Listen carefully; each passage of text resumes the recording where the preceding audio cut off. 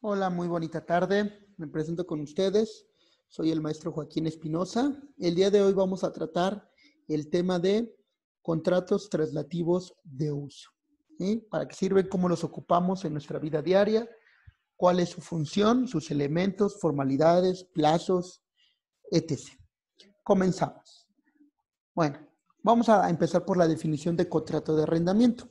El contrato de arrendamiento se obliga a transmitir el uso o goce temporal de un bien al arrendatario, quien se obliga a pagar un precio. Esto quiere decir que el arrendador, que es uno de los elementos o de las personas que intervienen en este contrato, que es el dueño del bien, va a transmitir y va a permitir transmitir este uso y goce temporal al arrendatario.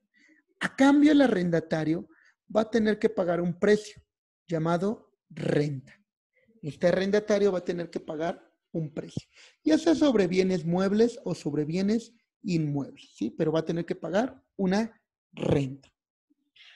Vamos a hablar de las formalidades del arrendamiento. El contrato de arrendamiento debe constar por escrito y estipular el plazo que se convenga. Es decir, primordial, siempre no lo olviden, los contratos de arrendamiento son por escrito. Como ya mencioné en otro video, estos contratos de arrendamiento sí deben de ser por escrito, ya que la legislación, es decir, el Código Civil, tanto de la Ciudad de México como del Estado de México, señalan que los contratos de arrendamiento siempre deben de constar por escrito. Anteriormente, hace 10, 15, 20 años, algunas otras legislaciones permitían que los contratos fueran de manera verbal. Ya la mayoría están señalando que los contratos de arrendamiento deben de constar por escrito. Todavía hay algunas legislaciones de algunos estados que permiten el contrato de arrendamiento de manera verbal, pero ya son los mínimos. Los más son por escrito, de acuerdo a cada código civil de cada entidad federativa. Asimismo no requieren de registro, asimismo no requieren de registro, a no ser que las partes lo convengan, en cuyo caso deberá de ratificarse las firmas ante notario público u otorgarse en escritura pública. Es decir, que a lo mejor yo quiero que este contrato de arrendamiento quede por escrito, pero no solo eso, sino ante notario. Y entonces, en ese supuesto, yo lo puedo hacer, claro, mi contrato privado de arrendamiento, puedo ir ante un notario y ratificar en cuanto firma y contenido de este contrato de arrendamiento. O puedo celebrarlo a través de una escritura pública, que a su vez puedo solicitar su inscripción en el registro público de la propiedad. ¿Por qué? Porque a lo mejor este arrendamiento es por 5, 10, 15 años, 20 años, y a lo mejor tiene un temor fundado y bastante normal que pasado, no sé, cierta temporalidad, como es mucho el tiempo del arrendamiento, pues el arrendador, que es el dueño del bien, pueda venderlo y este arrendatario pues no se le reconozca ese contrato de arrendamiento, ¿no? Entonces, para evitar eso, se puede llevar ante fedatario público y su inscripción en el registro público de la propiedad. Las disposiciones sobre arrendamiento son de orden público e interés social, siendo por tanto irrenunciables. Cualquier estipulación en contrario se tendrá por no puesta. Vamos a hablar ahora del plazo de arrendamiento. El plazo máximo de un contrato de arrendamiento será 2 años respecto de bienes muebles, 3 años tratándose de inmuebles urbanos destinados a casa habitación, 5 años respecto de inmuebles destinados a locales comerciales o de servicio, 5 años si el bien inmueble rústico es destinado a fines agrícolas o ganaderos. Y fracción 5, 20 años tratándose de inmuebles destinados a la industria, tiendas departamentales, centros comerciales, bodegas de venta y en general los que se destinen al comercio en gran escala. ¿Sí? Vamos a hablar ahora del plazo mínimo de los contratos de arrendamiento. Si es que en el contrato no se estableció, no se estipuló nada. Cuando se omita establecer el plazo de duración en el contrato, se considerarán los siguientes. Fracción 1, 1 año para casa habitación. Fracción 2, 2 años para locales comerciales o de servicios. Fracción 3, 5 años para industria, tiendas departamentales, centros comerciales, bodegas de venta y en general los que se destinen al comercio en gran escala. Fracción 4, 1 año para finca rústica. vamos a hablar ahora de la renta, ¿sí? ¿Qué es la renta? La renta puede consistir en una suma de dinero o en cualquier otro bien equivalente con tal de que sea cierto y determinado o determinable. Es decir, que la renta habitualmente es siempre en dinero, o la gente siempre quiere que sea en dinero, es decir, ya sea en efectivo, que te lo den cash, ya sea mediante transferencia electrónica, o también puede ser, a lo mejor, que cada mes no me des, no sé, 10,000 pesos de renta, 5,000 pesos de renta, 20,000 pesos de renta. Eso es mediante dinero. No, puede ser que a lo mejor establezcamos, cada mes me vas a dar 3 computadoras Hewlett Packard, modelos fulanito, que tengan estas características, 10 gigas en RAM y todo, ¿no? Y cada mes me vas a dar de renta esas computadoras, ¿sí? O puedo establecer, cada mes me vas a dar ciertas mercancías como pago de renta, ¿sí? Lo que ambas partes acuerden. Son susceptibles de arrendamiento todos los bienes que puedan usarse sin consumirse, excepto aquellos que la ley prohíbe arrendar y los derechos estrictamente personales. Pueden celebrar el contrato de arrendamiento los propietarios del bien, quienes tengan derecho o estén facultados para hacerlo, ya sea por autorización del dueño o por disposición de la ley.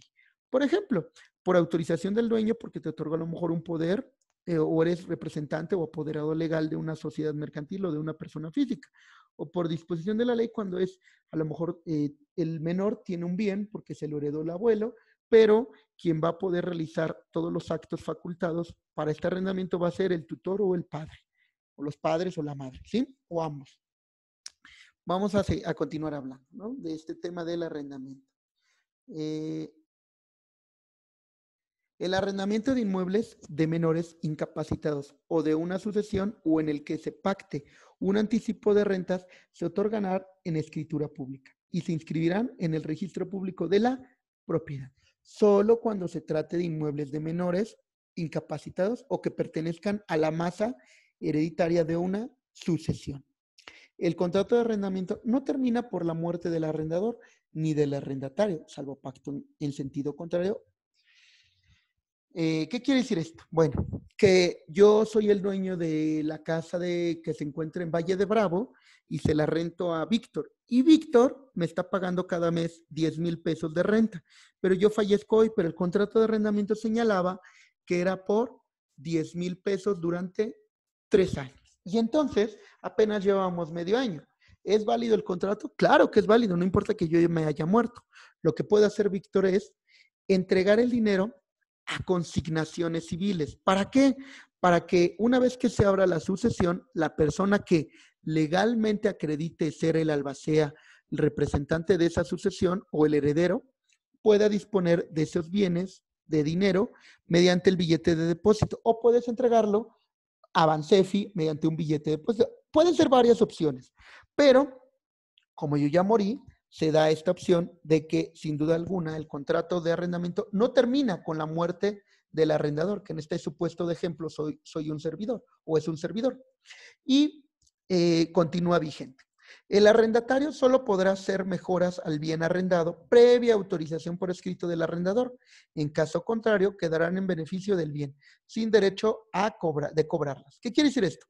Bueno, que a lo mejor Víctor, como yo le renté la casa de Valle de Bravo, hace mejoras, a lo mejor tiene una cocina integral o en la cocineta integral está muy deteriorada y él empieza a hacer las adecuaciones y todo y me dice al mes de renta, oye, ya te voy a descontar lo de la cocineta integral porque la renové y la cambié. Y yo le podré decir, pues no, porque primero nunca me avisaste y segundo no está en el contrato. Y tercero, jamás pactamos mediante un convenio modificatorio que se iba a pagar la renta a través de las mejoras que tú hicieras. Mientras no se acepten, pues no. Y por el contrario, estas mejoras quedan en beneficio del inmueble. Si durante la vigencia del contrato, vamos a hablar ahora de la notificación al arrendatario por el cambio de propietario, ¿sí? Si durante la vigencia del contrato de arrendamiento se verificare la transmisión de la propiedad del bien arrendado, el arrendamiento subsistirá. Esto quiere decir que aunque yo venda la propiedad, Víctor continúa con el arrendamiento. de acuerdo al plazo establecido que señalábamos, 1 año, 2, 3. En el ejemplo que dimos fue 3 años. La casa de Valle de Bravo continúa en arrendamiento en 3 años, aunque a lo mejor ya llevamos 2 años y medio. Vamos a esperar esos 6 meses y aunque ya hay un nuevo propietario, pues él va, ya sea, continuar con el arrendamiento con Víctor o va a decirle que se da por terminado el arrendamiento y no hay una prórroga, ¿sí? El arrendatario tendrá la obligación de pagarle al nuevo propietario la renta estipulada en el contrato desde la fecha en que se le notifique judicial o notarialmente ese cambio, a no ser que acredita haberla pagado anticipadamente por estar estipulado expresamente en el contrato. Esto quiere decir que si otra persona me compra mi inmueble, le va a cobrar la renta a Víctor, el tiempo que le quede vigente todavía a ese contrato. Pero puede ser que en el contrato de arrendamiento habíamos establecido que me pagaste 3 años por adelantado de renta, pues en ese supuesto el nuevo propietario del bien no va a cobrar ninguna renta. Obligaciones del arrendador. El arrendador está obligado a entregar el bien en el tiempo convenido, si no se pactó, luego que sea requerido. Que el bien arrendado esté en buenas condiciones conforme a su naturaleza o los fines para los cuales será utilizado. 3. No cambiar la forma del bien ni perturbar su uso, salvo que requiera de reparaciones necesarias. 4. Conservar el inmueble arrendado en buenas condiciones, realizando las mejoras necesarias. Responde de los daños y perjuicios que sufra el arrendatario por los defectos o vicios ocultos del bien anteriores al arrendamiento. Si el arrendador no hace las reparaciones necesarias para el uso a que esté destinado el bien, el arrendatario podrá optar por rescindir el bien, por rescindir el contrato o reclamar que con carga a las rentas se hagan dichas reparaciones, ¿sí? Obligaciones, pero ahora del arrendatario. El arrendatario está obligado a pagar la renta en el lugar, tiempo y forma convenidos. Usar el bien exclusivamente conforme a lo convenido o a su naturaleza. Contratar un seguro suficiente a cubrir los posibles daños que se causaren al bien y a terceros en sus bienes o personas, en caso de que establezca un negocio o industria riesgosa. Dar aviso al arrendador de las reparaciones necesarias que se requieran. Hacer las reparaciones locativas y los gastos de mantenimiento derivados del adecuado uso que se le dé al bien arrendado. Devolver el bien al término del contrato en las condiciones en que lo recibió, salvo el deterioro por el uso normal del mismo. Poner en conocimiento del arrendador cualquier acto o hecho que lesione o pueda ocasionar un daño al bien arrendado. Vamos a hablar del lugar de pago de las rentas. Si no se señaló el lugar de pago de la renta, será pagado en lugar de ubicación del bien inmueble arrendado y tratándose de muebles en el domicilio del arrendador. Es decir, que la renta por regla general, si no se establece en el contrato nada, se va a pagar si es un inmueble en el propio inmueble. Es decir, yo te rento mi casa de Valle de Bravo y aunque yo vivo en Toluca, tengo que ir a Valle de Bravo. O aunque viva en la Ciudad de México, tengo que ir a la Ciudad de México. Si yo no establecí el lugar del pago de la renta, pero si se estableció, pues bueno, será o nos vamos a constreñir al domicilio que contractualmente acordamos ambas partes. Pero si no se establece, será el domicilio como tal del inmueble arrendado. A diferencia de un bien mueble, en donde va a ser en el domicilio del arrendador, es decir, del dueño del bien mueble. Tiempo de pago de las rentas. El arrendatario está obligado a pagar la renta que se venza hasta el día en que se entregue el bien arrendado. Si no se señaló término para el pago de la renta, será pagado por plazos vencidos. El arrendatario podrá pedir la reducción de la renta o la rescisión del contrato en su caso, si por causas ajenas a él no puede usar total o parcialmente el bien. Esto quiere decir que a lo mejor el garage está techado o a lo mejor una recámara ya está defectuosa o a lo mejor hay una fuga de agua y está obstruyendo el uso y goce de esa recámara y el baño, entonces, o del estacionamiento está deteriorado o a lo mejor no funciona en óptimas condiciones, se podrá pedir una reducción de la renta. Derecho de preferencia del arrendatario. El arrendatario que ha cumplido puntualmente con sus obligaciones gozará del derecho de preferencia, tanto para la celebración de un nuevo contrato como respecto de la venta del bien arrendado, aplicándose las normas de la compraventa con derecho de preferencia. Si son varios los arrendatarios que desean ejercitar el derecho de preferencia sobre la venta, será elegido el que tenga más antigüedad. De existir varios, el primero que cumpla con los requisitos y condiciones señalados en la oferta, y en caso de que fueran varios, se dejará a la suerte. ¿Qué quiere decir esto? Que a lo mejor yo le renté durante 10 años a Víctor un departamento en un edificio, pero también le renté a Juan Pérez 10 años y otro 10 años. Entonces, tengo que dar ese derecho de preferencia a mis inquilinos o a mis arrendatarios. Por si yo decido venderlo, tienen ese derecho de preferencia los arrendatarios, antes de que yo se lo pueda vender a un tercero. Y estas son las reglas las que acabamos de señalar para la preferencia. El arrendamiento de casa-habitación. El arrendamiento de casa-habitación, la renta se pagará en los plazos convenidos a falta de convenio por mensualidades vencidas. En la novación del contrato de arrendamiento de vivienda, el incremento de la renta no podrá exceder del 10%.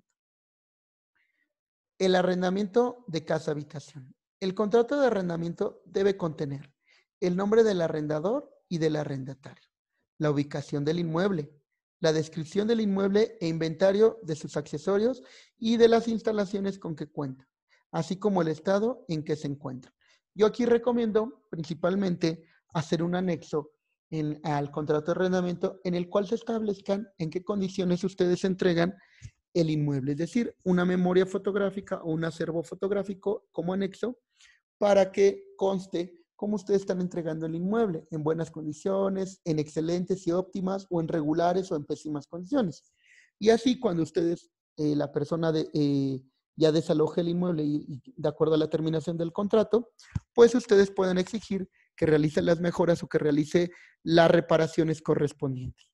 El monto de la renta, lugar y época de pago, la mención expresa del destino habitacional del inmueble objeto del arrendamiento. Y esto es importante, la quinta fracción, ya que a veces ustedes dan en arrendamiento una casa habitación y en el contrato dice casa habitación, pero el inquilino, el arrendatario, lo ocupa para comercio. Y resulta que por ahí, 6 meses después, clausuran esa casa o clausuran ese comercio. Entonces, pues, ustedes ya ni pueden seguir. Para empezar, el arrendatario ya no sigue pagando la renta. Y ustedes no pueden hacer uso del inmueble ya que está con sellos de clausura, ¿no? Entonces, tendrán que iniciar el juicio respectivo. Entonces, sí es importante que ustedes establezcan ese uso que se le va a dar al inmueble, ya sea habitacional o comercial. El plazo de vigencia del contrato, ya que en caso de que no, se tendrán que ceñir a los plazos que anteriormente ya señalamos. La garantía que el arrendatario otorgue en su caso. Arrendamiento de fincas rústicas. El arrendamiento de fincas rústicas se regirá por las reglas generales sobre el arrendamiento. El arrendamiento tendrá derecho a la reducción del importe de las rentas en caso de pérdida de más de la mitad de los frutos por caso fortuito. Se entiende por caso fortuito el incendio, guerra, peste, inundación insólita, terremoto u otro acontecimiento inusual e imprevisto. En estos casos, la reducción de la renta será proporcional al monto de las pérdidas sufridas. El nuevo arrendatario tiene la obligación de permitir al saliente lo necesario para la recolección y aprovechamiento de los frutos pendientes al terminar el contrato, con todo con arreglo a la costumbre del lugar. Si el bien se dio en arrendamiento por años, meses, semanas o días, se pagará al vencimiento de cada uno de esos plazos, salvo convenio en contrato. Si el arrendamiento devuelve el bien, si el arrendatario devuelve el bien antes del plazo, está obligado a pagar la renta íntegra del tiempo convenido, salvo pacto en contrario. Es decir, que por regla general se va a establecer que si yo dije que el contrato tenía 1 año de vigencia y la persona desaloja o desocupa el inmueble en, por ejemplo, 6 meses, en el sexto mes, no quiere decir que porque ya desocupó el inmueble, esos 6 meses restantes ya no me va a pagar renta. No, por el contrario. quiere decir que me va a continuar pagando renta aunque ya no lo ocupe, porque por eso se estableció un plazo para el arrendamiento. La pérdida o deterioro del bien dado en arrendamiento se presume siempre a cargo del arrendatario, a menos que éste pruebe que sobrevino sin culpa suya, en cuyo caso será a cargo del arrendador. Vamos a hablar del arrendamiento de animales. Será por cuenta del arrendatario la alimentación, curación y cuidado de los animales que le renten, salvo convenio en contrario.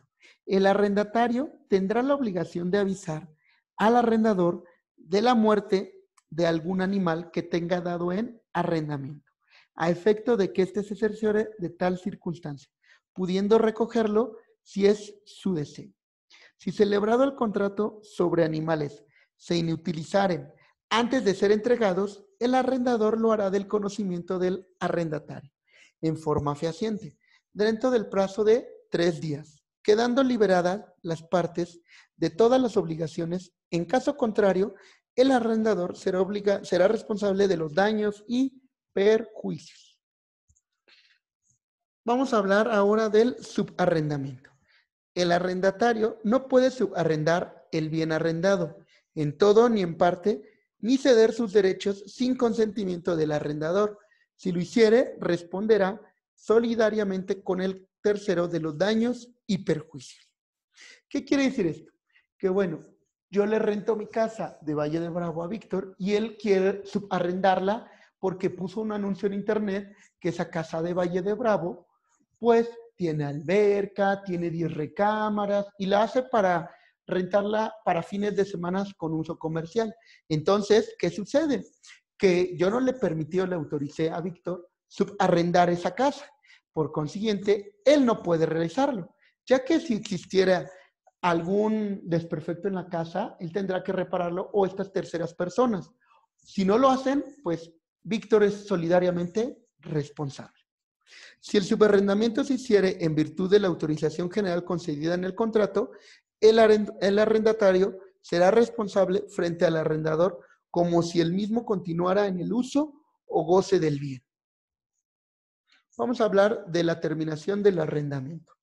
El arrendamiento termina por haberse cumplido el plazo fijado en el contrato o en la ley, estar satisfecho el objeto para que el bien fue arrendado por convenio expreso, por nulidad, por rescisión, por confusión, por pérdida o destrucción total del bien arrendado, por caso fortuito o fuerza mayor, por expropiación del bien arrendado, por evicción del bien dado en arrendamiento. Esas son las causas por las que se puede dar la terminación del arrendamiento. Al vencimiento del plazo, el contrato terminará en el día prefijado. Si ha subsistido, se observará lo previsto en las disposiciones generales tanto del contrato correspondiente y del Código Civil de cada entidad federativa. Las partes tienen acción para pedir la rescisión del contrato cuando incurran en incumplimiento de las obligaciones contraídas en el mismo. Si el usufructuario no manifestó tal calidad, al celebrarse el arrendamiento y al consolidarse la propiedad, el propietario exige la desocupación o devolución del bien arrendado. Tiene el arrendatario derecho para demandar al arrendador la indemnización de daños y perjuicios. Si el inmueble fuera enajenado judicialmente, el contrato de arrendamiento subsistirá, a menos que haya sido celebrado dentro de los 3 meses anteriores.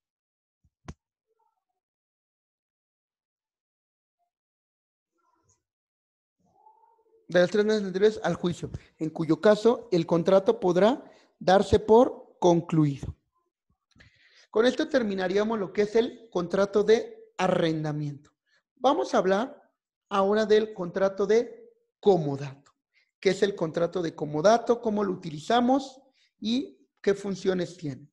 El comodato es un contrato por el cual uno de los contratantes concede gratuitamente el uso de un bien y el otro contratante la obligación de restituirlo individualmente. Es decir, yo te presto un bien o un inmueble y tú me lo vas a regresar de forma gratuita.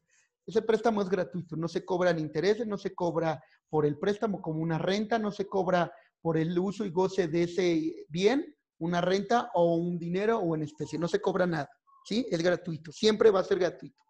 Esto habitualmente lo utilizan, por ejemplo, cuando tienen bodegas o es un comercio o una industria y se le entrega en comodato al vigilante ese bien, esa caseta de vigilancia o ese lugar donde habita su familia y él, si es una industria o es una fábrica, y es el vigilante o el cuidador, ¿no? Entonces se celebra con él un contrato de comodato. O a lo mejor Víctor celebra un contrato de comodato con su gente de servicio, ya que ahí habitan y ellos están todos los días realizando el aseo del inmueble y tú, a lo mejor, en este caso Víctor, vive en la Ciudad de México y cada 15 días va a su casa de Valle de Bravo, pero bueno, quiere disfrutarla y no quiere ponerse a hacer el aseo, limpiar, no, ya está, llega, ya está la alberca, ya está todo limpio y él únicamente se dedica a disfrutar de la casa, pero celebra su personal de servicio, le paga,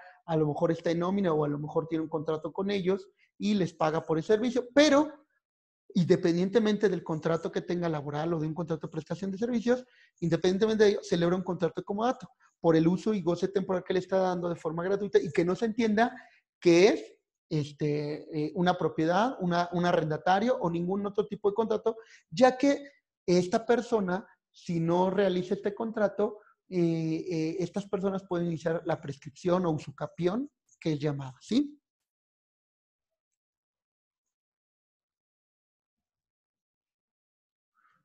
Eh, Vamos a continuar. Las formalidades del comodato. Y el contrato de comodato debe celebrarse por escrito. Cuando el comodato tuviere por objeto bienes, deberán ser restituidos idénticamente. Los administradores de bienes ajenos solo podrán dar en comodato, previa autorización judicial, los bienes confiados a su guarda. Solo con autorización del comodato, el comodatario puede conceder el uso del bien a un tercero. El comodatario adquiere el uso, pero no los frutos y accesorios del bien dado en comodato. Vamos a hablar sobre el deterioro del bien en comodato. El comodatario está obligado a poner toda la diligencia en la conservación del bien y es responsable de todo deterioro que sufra por su culpa. Si es tal el deterioro del bien que no sea susceptible de emplearse en su uso ordinario, el comodante podrá exigir al comodatario el valor del mismo a ese momento. Particularidades del comodato. El comodatario responde de la pérdida del bien si lo emplea en uso diverso o por más tiempo del convenido, aun cuando aquella sobrevenga por caso fortuito. El comodatario no tiene derecho para repetir el importe de los gastos ordinarios que efectúe para la conservación del bien prestado. Tampoco tiene derecho el comodatario para retener el bien a pretexto de lo que le debe el dueño. Es decir, que el comodatario tendrá que hacer las reparaciones correspondientes, pero no por eso va a retener el bien o no por eso, sin duda alguna, va a repetir en contra de este, ¿sí? Siendo dos o más los comodatarios, están sujetos solidariamente a las mismas obligaciones, si no se ha determinado el uso o el plazo del comodato. El comodante podrá exigir la devolución del bien cuando convenga a sus intereses. El comodatario tiene la obligación de pagar los gastos necesarios para la conservación del bien, salvo pacto en contrario. El comodato termina por la muerte del comodatario. Derecho del comodante de exigir la devolución del bien. El comodante podrá exigir la devolución del bien antes de que termine el plazo, es decir, el dueño del bien lo puede pedir, ya sea durante la vigencia o antes. ¿Cuándo es antes? Cuando tenga necesidad de él. Es decir, a lo mejor tenía dos inmuebles y pues habitaba el de la Ciudad de México y el de Valle de Bravo, pues no lo utilizaba tanto. Pero si a lo mejor le va mal y necesita ocupar ese inmueble, el de Valle de Bravo, pues le va a decir a esta persona que desocupe el bien, ya que él tiene necesidad. Exista peligro de que el bien perezca, de continuar en poder del comodatario, ya que a lo mejor el comodatario está haciendo a lo mejor todos los días fogatas y todo, pues hay cierto peligro, o a lo mejor no cuida bien, o a lo mejor hay una fuga de gas y no la está reparando, etc. El comodatario haya autorizado a un tercero a servirse del bien sin consentimiento del comodante. Les pongo un cuadrito donde dice el comodante continúa siendo propietario de la cosa. El comodatario, el comodante continúa siendo propietario de la cosa. Concede el uso de una cosa mueble o inmueble, no consumibles ni fungibles. El comodatario está autorizado para usarla. Se obliga a devolver la misma cosa en el tiempo y lugar convenidos.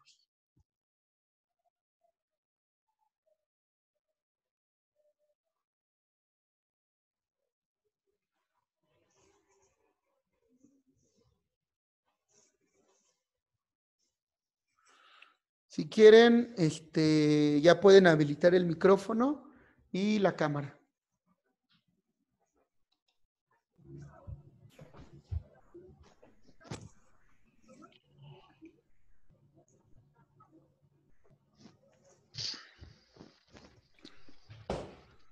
Bueno, ¿dudas particulares? Que no. No. Usbi, ¿alguna duda en particular? No, creo que no. Carlota, No, nada. Está bien. mi querido No. Víctor. No, tampoco, maestro. Ok. De los anteriores videos que les pasé, ¿tienen alguna duda? Digo, en general, si tuvieran alguna duda o en particular. Ya ve que les subí los videos para que repasaran y eso, y si tenían dudas, pues empezarlas a platicar, ¿no?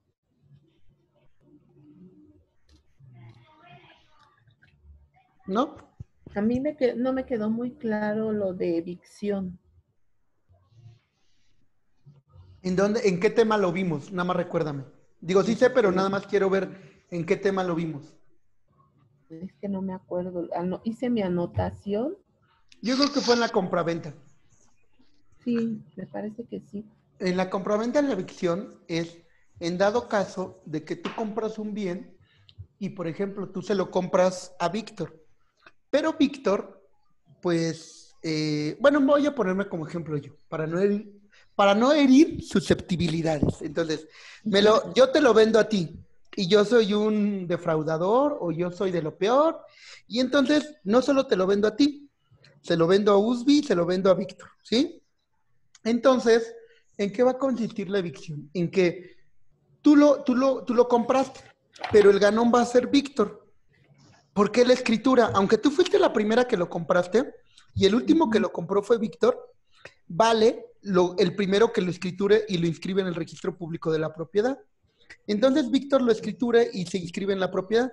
Entonces tú ya estás sufriendo evicción, ¿sí? Ya no eres la dueña, porque ya quitaron ese bien y según era tuyo, ¿sí? O en su caso, yo te vendo el bien, pero resulta que estaba en sucesión o estaba en un pleito legal. Entonces te causan evicción, ¿sí? No sé si queda claro con el ejemplo. Sí, sí quedó claro. Dime, Víctor. No, sí me quedó claro. Bueno, pues ¿quieren repasar? Y si quieren, lo que podemos hacer es la siguiente clase, nada más ya hacerle los exámenes, o quieren de una vez los exámenes. La siguiente clase, ¿no? Ok. Sí, a mí me gustaría repasar. Sí, está bien, yo lo entiendo y entiendo esa parte. Me parece bien, vayan repasando. Les voy a subir el video ahorita, les voy a dar unos minutos más para platicar de esto y voy a subir el video, ¿sí? Para que ustedes, de la retroalimentación que yo di o de lo que yo expliqué, se tarda en subir el video porque tengo que colgar aquí para que la grabación, yo no puedo grabar, o sea, aunque ya grabé, no me guarda nada de lo que grabé hasta que yo no termino la conversación, ¿sí? Entonces, al ratito que termine la conversación, ya va a empezar a grabar a guardar lo que yo grabé, más bien, a convertirlo. Se tarda como 10 minutos, 12 minutos aproximadamente. Luego, ya que lo tengo guardado en mi computadora, procedo a subirlo a YouTube y ya ahí son otros 15 minutos más. 12, 15 minutos más. En total me voy a hacer como media hora. Entonces, quiero darles de una vez este otro video que hablamos sobre los contratos traslativos de uso y terminamos con los contratos traslativos de dominio.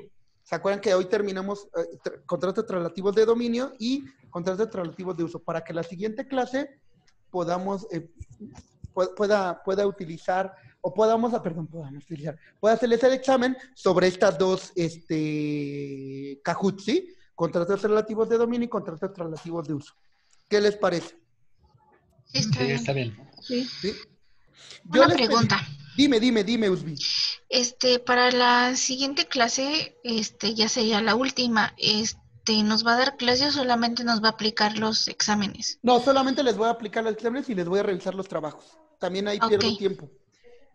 Si me pueden ir mandando, por favor, si ya los tienen, pues digo, tienen de plazo o más tardar el día martes, pero no el martes a la hora de la clase. Me gustaría que fuera, vamos a ponerlo a las 12 del día, ¿sí? No creo acabar todo, pero por lo menos, revisar 1 o 2 trabajos, ¿no?